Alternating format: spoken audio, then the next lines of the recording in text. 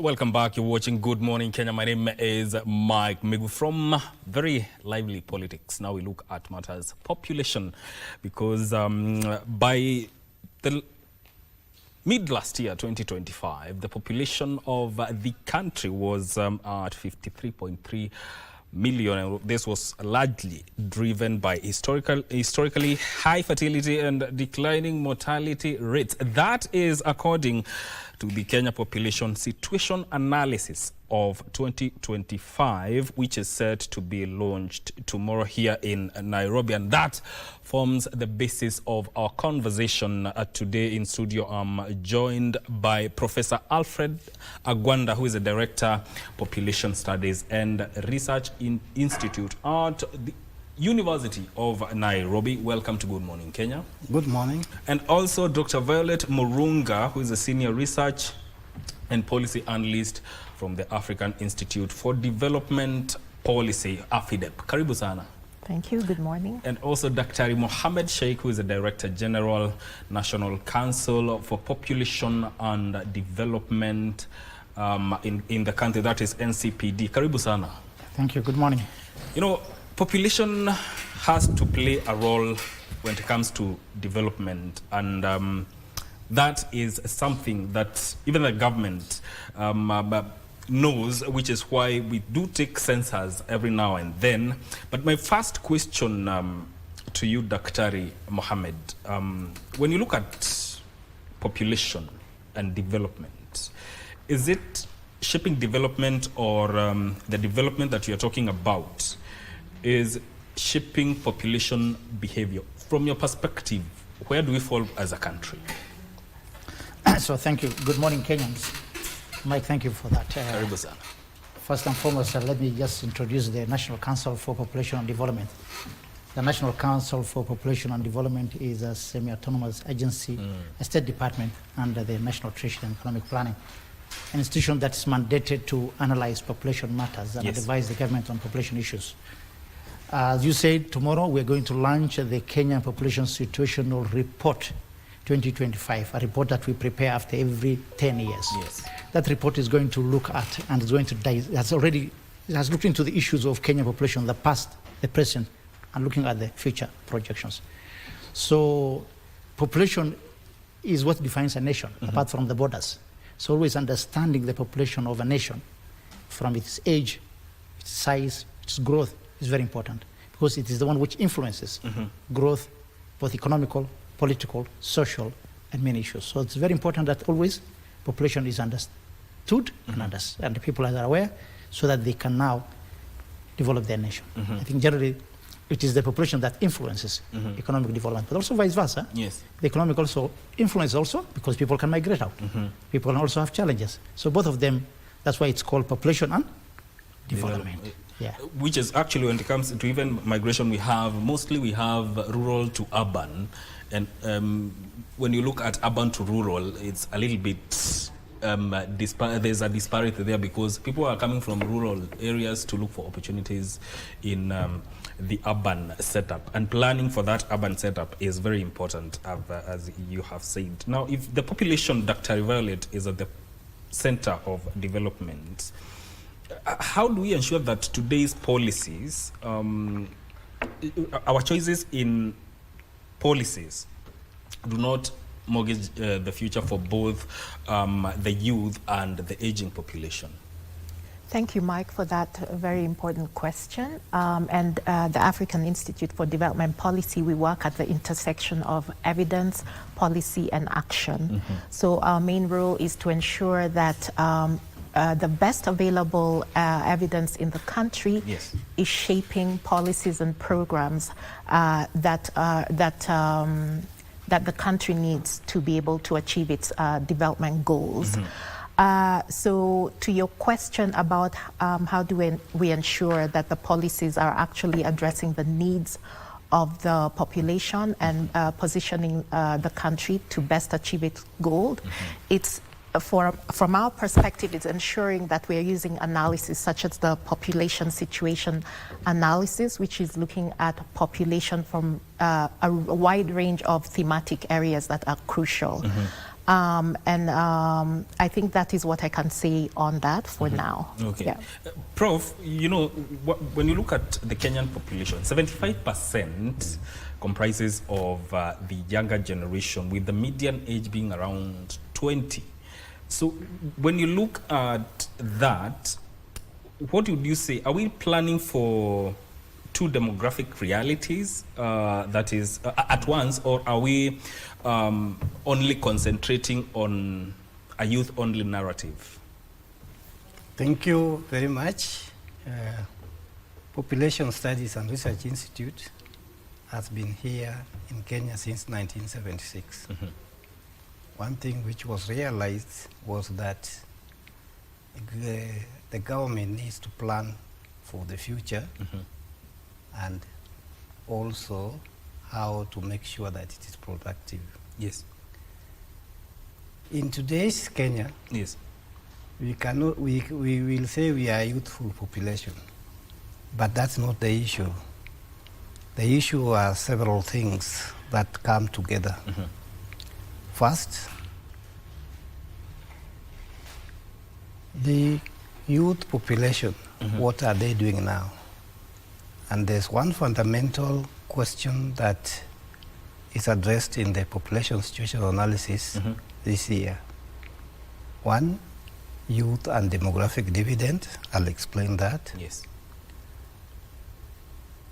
The thing is, sometime in 1979, it was realized that what drives the development is how much initiative we put onto the people. Mm-hmm.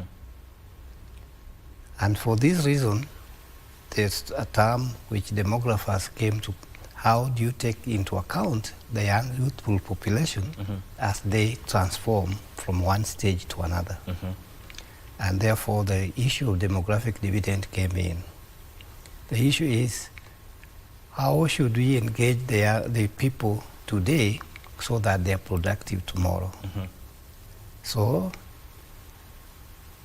in today's world, and in Kenya in particular, there's an issue with the youth population. One, what proportion are not in employment, not in education, and not in training? What do they do? So those are the kind of issues that now we need to, what we call net. What proportion of youth currently living, they are not in employment, they are not in education? How much do we account for it? Mm-hmm. Analysis of 2019 census and subsequent surveys have shown that this proportion is as much as a quarter of the country. Those who are in living, but you cannot account for what they do.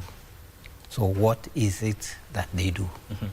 So this is a fundamental question that Kenyans need to think about. Mm-hmm.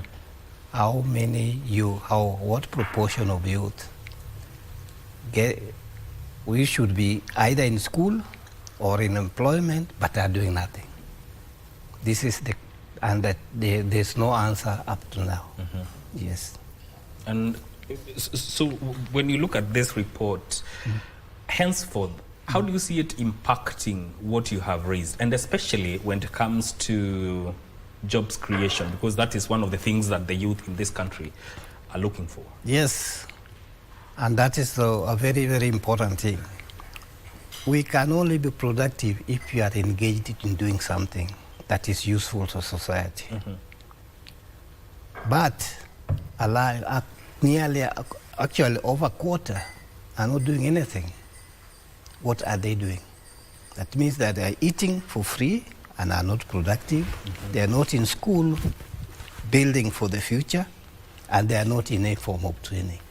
What is it that you... This will become a lost generation. And if you don't think about it now, it will impact on us in the future. We currently say that China is the most planned population, mm-hmm. because Chinese think about not in 10 years, but in 50 years, 100 years, what is going to be the future of the country. So for us to plan, we need to know what is the situation today. And this is what the population situation analysis is about. Think about what is happening now and how do we project to plan for the future. Remember, the development is for the people and by the people. If we don't, because that's the group that we plan for. If we don't plan for it, we end up in chaos. And this is what we are not, this is what we need to think about. Yeah. And this report presents a very good starting point to go in that direction. Now, Dr. Violet, when you look at it, what would you say are the barriers to translating population evidence that we have now into timely and effective policies across all sectors to impact everyone, not only the youthful demographics, but also everyone, even the aging population? Yes, again, thank you for that very important question. It is the investments in data systems, the knowledge management systems in country, and not in the country, and it's not just a Kenya issue, it is Africa-wide. You see, we already have structures in place. When you go to each government in this country, they actually have structures in place to generate the evidence they need to understand what is going on in the sector. Of course, there might be some gaps. One of the gaps maybe is the extent to which they either generate or the extent to which they summarize the information in a way that it will show insights of each types of population groups. I'm talking about the gender disparities by disability, disparities by, those disaggregation. So maybe that's where the challenge is. Sometimes they actually have the data, but they're not analyzing it to that level, typically. They're doing more high-level general summaries. So that's one challenge, but that's also linked to investments, investments of skilled staff who can do those analyses, investments in the systems if they are not already generating these data to be able to restructure them to generate that data. So that's what I would talk about. So it's the investments, the funding, the staffing, skilled staffing, to be able to do that. Yeah. Indeed. Dr. Mohammed, now, the NCPD did reveal that Kenya's aging population is going to rise by 2050. And there was a time you said that the country is not adequately prepared to support its aging generation. If you touch on that. So thank you, Mike, again. So I think for this morning, first on the population situational analysis report. Yes. I think we have not touched very well. The report which we are going to launch tomorrow is going to cover about aging population. Yes. And in this report, there are around 14 thematic areas. So the first thematic area that we have analyzed is issues to do with the population age, structure, size, and its growth. When you have analyzed that population size, our population as a country has grown in terms of numbers since independence. We are talking about now almost around 53 million.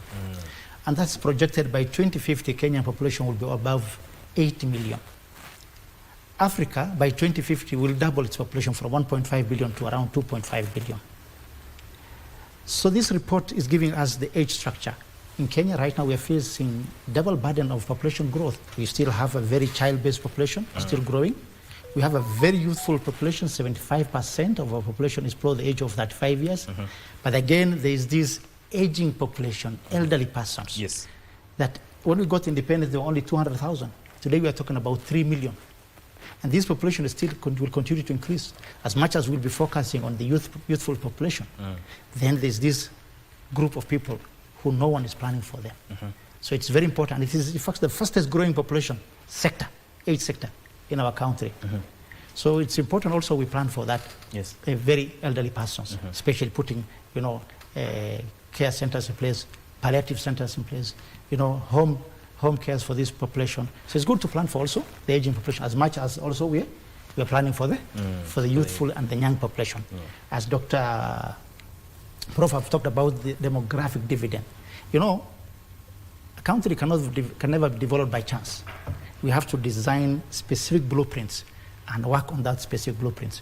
When we are designing those blueprints, it is based on our population.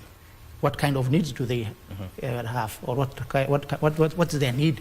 Because when you look at a child-based population, their need is totally different from a youthful population, and totally different from an elderly population. For when you have a child-based population, you look at more of their schooling. You're looking about more of their clothing, about their immunization. But when you have a very youthful population, you're talking about their education, quality education. You are talking about their job and employment. Currently, Kenya's Prof has talked about how many? The Prof 2.5 million Kenyans who are not in schools, not in education, yes. Not in employment. Not in employment. These are idle people in the country. 2.5, big number, isn't it?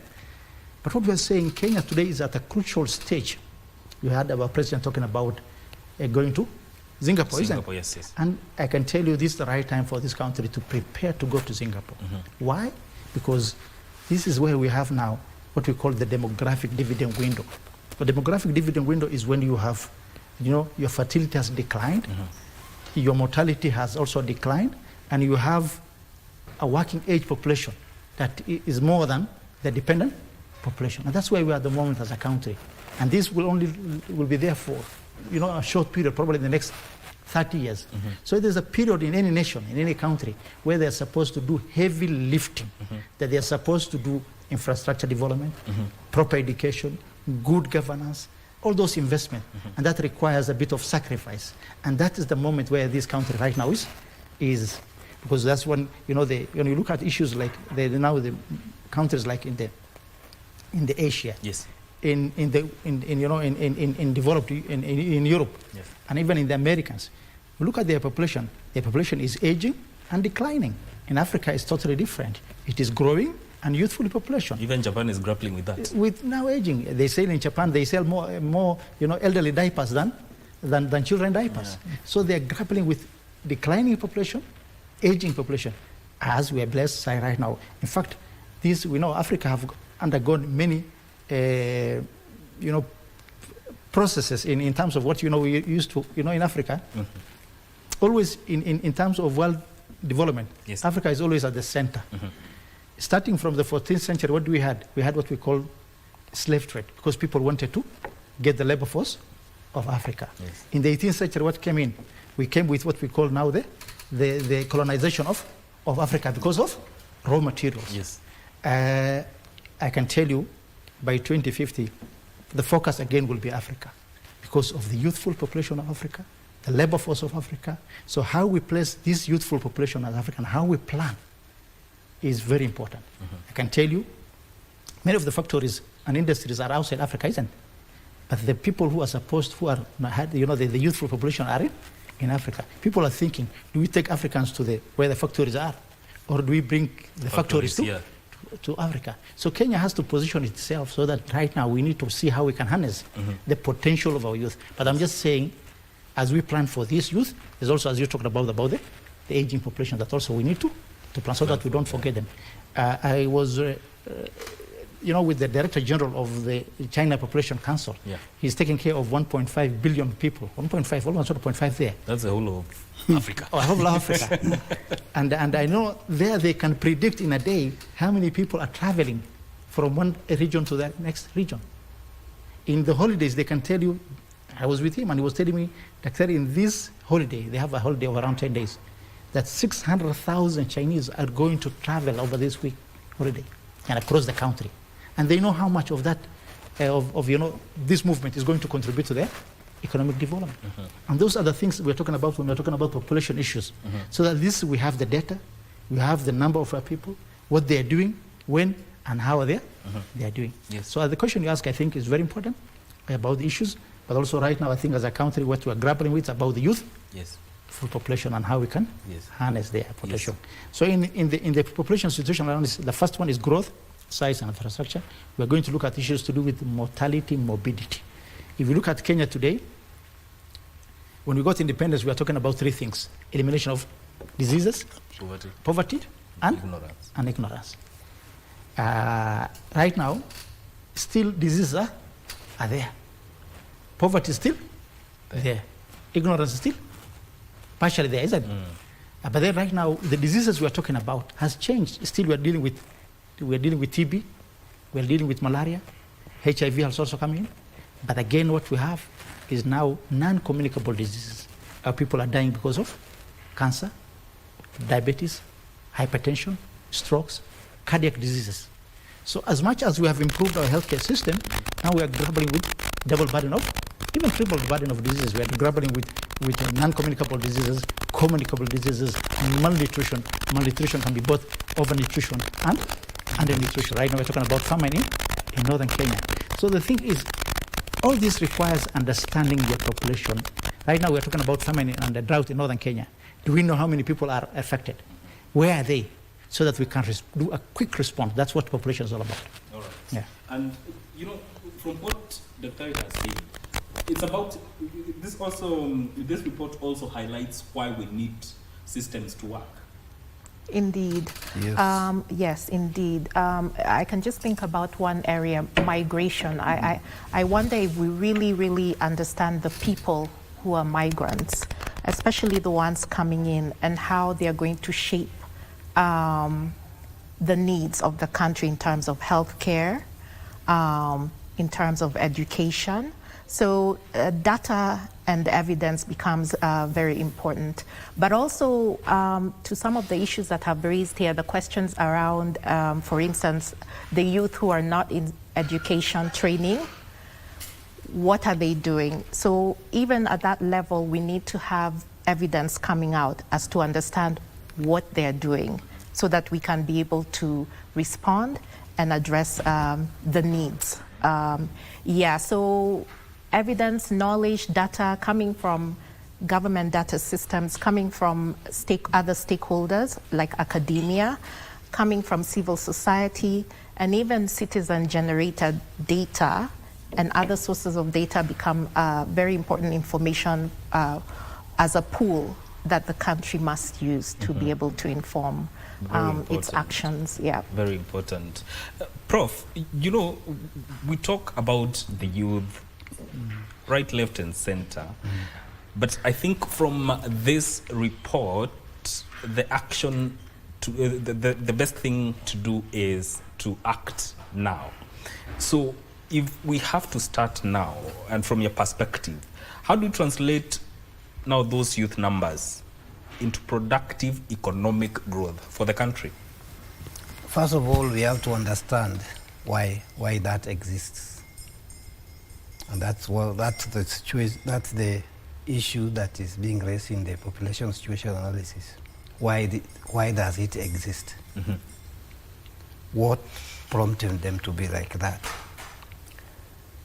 And I connect with what Dr. said. One thing is clear data. You must have clear evidence. And one thing which is a challenge in this country is that our administrative data is still weak. Yes. And this is where countries like China, Japan, and so on are. They know exactly what is happening today and tomorrow. And the best way to get that data is from the administrative data systems. This must be very clear. Every county, every sub-county needs to have data, and the first data that they have is that comes is their own generated data, the data from administrative sources. But this is the biggest challenge that Kenya has faced. Our administrative data is rather weak. You cannot say it's not there, but you can say it's rather weak because of the evidence that you can generate from there. How do we strengthen it? But this is what we need to strengthen. the people collecting the data need to understand it. People collecting data also need to use it. It's not just we collect data and take it somewhere else. How do we generate data and use it at that particular time? This is the first thing that we need to confront. As much as surveys are useful, the census are useful, but the day-to-day data that we get from administrative encounter between the citizens and whatever they are doing is very important, and this is what helps you to plan for the next future. So I think that the first challenge is how to address administrative data, particularly at a lower level units. I'm talking about county, sub-county, and even the village. I visited a country in Southeast Asia, and the first thing, the generated data is at the chief, what we call equivalent of the chief place. It was a two-storied building that was in Thailand, and the first thing is they generate data, and they don't generate only the people also are able to have faith in the data and report what has happened. So this is the first thing that we need to realize. How do we educate people so that even it is the people who experience in the village who experience a maternal death. How do they report it? What caused the death? This is where we have to start from. Because it's rare, but it should not happen. Yes. And if it happens, can they explain what circumstances may have caused it? Indeed. So, in this country, yes, we have the surveys are doing very well, the census are doing very well, but we now need to strengthen administrative data so that we get up-to-date data on time, so that we can be able to project what's going to happen in the future. Indeed. And when we talk about planning, Dr. Violet, we have also to include matters of climate change, because there's some reality that we are living in today. So my question to you, as a country, how should we integrate population dynamics into climate adaptation and resilience strategies? Because we are talking about water, food, and right about now, we have a situation in northern Kenya, matters to do with risk management. How do we integrate that population dynamic into climate resilience adaptation practices? Yeah, I think it's about people understanding how to relate with the environment and how it can impact in terms of climate effects. So, for instance, how do you do agriculture in a better way? How do you, the issues around planning families and access to services there for people who would like to plan their families. Yes. Supporting that, because of course population, growth has something to do with that. And not that we don't want people getting babies, because we have to be careful with that, but we want to help people to have the number of children that they would like. And that on a national scale starts to help also with the issues to do with climate and resilience. My colleagues here can speak better about that, but I know in Kenya we already have policies that at least have started to integrate these issues in the environment sector, integrating population, health and environment, those kinds of issues. But it's really about the behavior of the people and their environment, and understanding how their environment impacts. Their behavior impacts the environment. No, don't throw plastics. As simple as that. Don't the managing of fishing, for instance. So different areas would have to have targeted interventions of how they can relate with their environment to slow down the issues we are having with climate. Indeed. Yeah. Indeed. If I may add to that, The issue of climate change, you see, it's a very slow process, but it's becoming a reality. Right now, the ocean level is increasing. And even up to now, some people are still displaced because the coast level is increasing. It's not only as a result of what happened in Kenya, but also other places. Yes. So we have to take into account this. And the first people to be educated and to help us plan for the future is people knowing what is happening. That's why NCPD started Population Health and Environment. It was also produce a policy document on relating on population health and environment. Yes. It is how to tell people to be knowledgeable, to be what is happening, and how to use their knowledge so that we can think about what do we do now need to do in future. Okay. Yes. All right. In the interest of time, 30 seconds each. The theme of this launch is population at the center of development, our population, our prosperity, our responsibility. Around that, what is your message to Kenyans? So the message to Kenya is that the population is not just a statistics. It's just not a number. It's a number that we need to do a deep dive and understand the needs, the priorities of that number so that we can plan. As you have said, issues to do with the environment. It's our behavior that has an impact on the environment. So if we behave well, then the environment will also behave very well.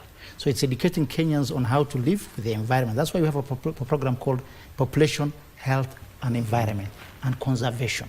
So that Kenyans can, as Madam has said, Daktari here, if you go to Lake Victoria, there's a period for fishing and period for fish to grow. So if you fish those fingerlings, those small ones, then you will never have a fish. So it's our behavior that affects the environment. But I want to focus on something on the issues to do with data, as Dr. talked about the research.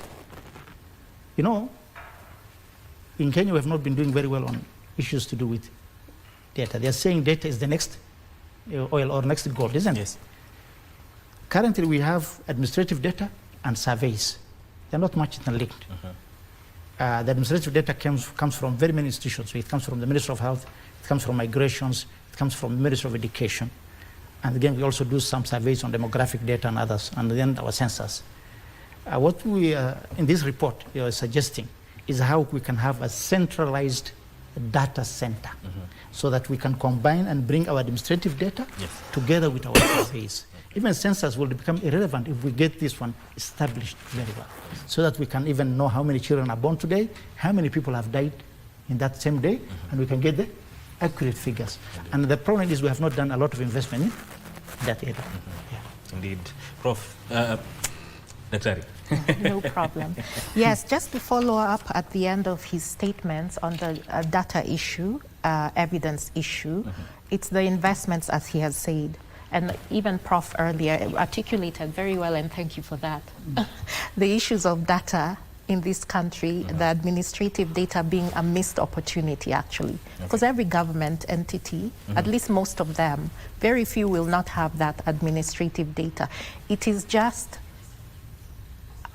educating the staff, the training, capacity development, and also putting people there, enough people to be able to support that generation of quality data so that it can be used to inform decisions in the country. But also on top of that, sometimes that data will give you what the situation is. You need evidence to understand reasons why. And this is where evidence from research becomes very crucial, because they can go and try to start understanding, for instance, as you were saying, the question around what are these youth doing? And then we can be able to use that evidence to then formulate action around it. Citizen-generated data as well, investments in those, so you can hear the voices and that can also help with the questions around what people are doing, but it can also help with just understanding how citizens are experiencing the policies and programs and the services that are being provided to them. I'll stop there in the interest of time. Indeed. Prof, in the interest of time, brief. Yeah, we need to strengthen training also.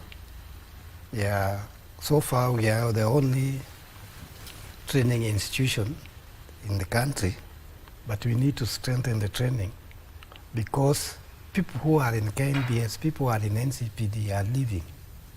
But who is going to replace them? Exactly.